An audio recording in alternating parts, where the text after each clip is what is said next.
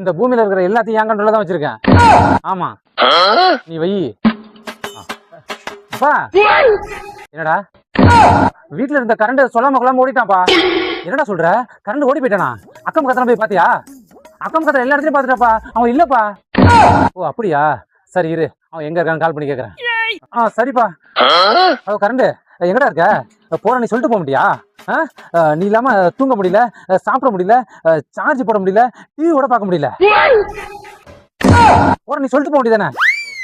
டே அறிவு கட்ட கரண்ட், நீ இப்ப எங்க தாண்டா இருக்க? தலைவரே, நான் ஜூஸ் குடிக்க வந்தேன் தலைவரே.